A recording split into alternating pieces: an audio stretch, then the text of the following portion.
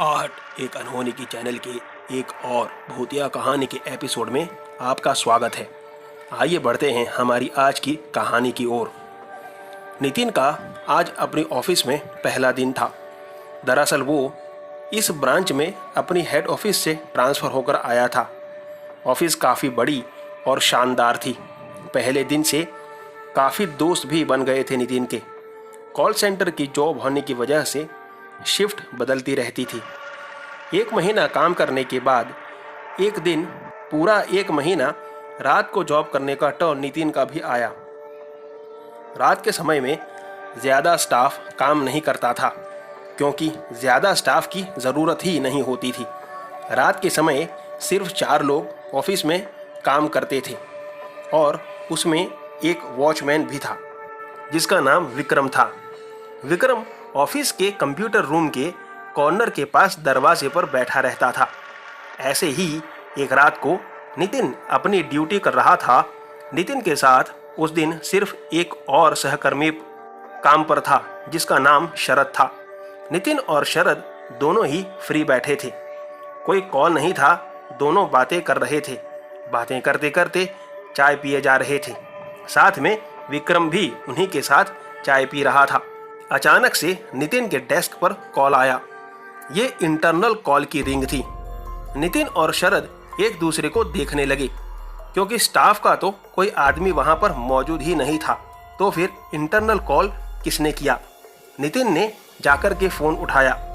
Hello. सामने से कोई आवाज़ नहीं आई। हेलो। सामने से कुछ तेज़ झनझनाहट की आवाज़ आई, जैसे बिजली के तार से बिजली क्रॉस हो रही हो। अचानक से चिल्लाते हुए नितिन ने हेडफोन नीचे पटक दिया और जोर जोर से चिल्लाने लगा, मेरे कान, मेरे कान। शरद दौड़कर आया तो उसने देखा कि नितिन के कान से खून निकल रहा था। वो बुरी तरह दर्द के मारे चिल्ला रहा था। शरद को समझ ही नहीं आ रहा था कि वो आखिर क्या करे।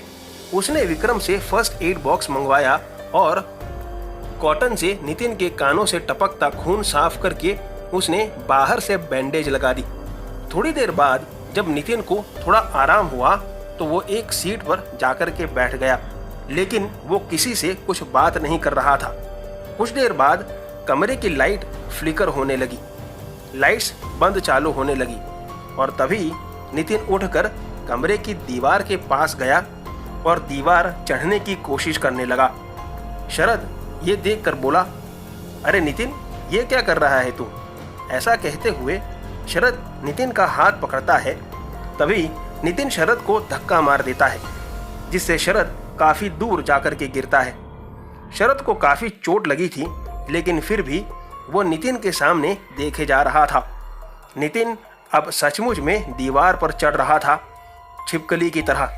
वो दीवार पर चढ़ गया और अब वो सीलिंग पर जाने की कोशिश में नीचे गिरा। जैसे ही वो नीचे गिरा वो फिर से जोर जोर से चिल्लाने लगा। अब की बार नितिन को सर पर काफ़ी चोट लगी थी। शरद ने हॉस्पिटल में कॉल लगाकर नितिन को हॉस्पिटल में एडमिट करवाया। साथ साथ में शरद ने बॉस को भी कॉल करके सारी घटना कही थी। ये सुनकर बॉस भी ऑफिस दौड़कर आ गए थे। शरद की बातें मानने के लिए बॉस तैयार ही नहीं थे और ना ही दूसरे स्टाफ के लोग। तब विक्रम ने अपना मोबाइल चालू करके पूरा वीडियो सबको दिखाया था जो उसने डरते डरते छिपकर बनाया था। नितिन 3 दिनों बाद हॉस्पिटल से डिस्चार्ज हो गया था। जब उसने ये वीडियो देखा तो उसे उसके खुद के ऊपर भी विश्वास नहीं हो रहा था कि आखिर उसके साथ ये क्या हुआ था। नितिन को किसका कॉल आया था? फ़ोन से उसे इंजरी कैसे हुई? वो दीवार क्यों चढ़ रहा था? उसे कुछ भी पता नहीं था और ना ही उसे कुछ याद ही था। उस दिन के बाद से ऑफिस के उस फ्लोर पर काम करना सारे स्टाफ ने बंद कर दिया था और उस दिन के बाद से कभी भी उनकी ऑफिस में ऐसा कोई भूतिया हादसा भी नहीं हुआ था। ऐसा लगता है जैसे कोई हवानुमा रूह उस दिन नितिन से टकरा गई थी। आपका क्या कहना है नितिन के इस अनुभव के बारे में? आज की कहानी में बस इतना ही। अगर आपको कहानी पसंद आई हो तो वीडियो को लाइक और अगर चैनल पर नए हो तो सब्सक्राइब ज़रूर करना। आपसे मुलाकात होगी ऐसी ही एक और भूतिया कहानी के साथ अगले वीडियो में। तब तक बाय एंड टेक केयर।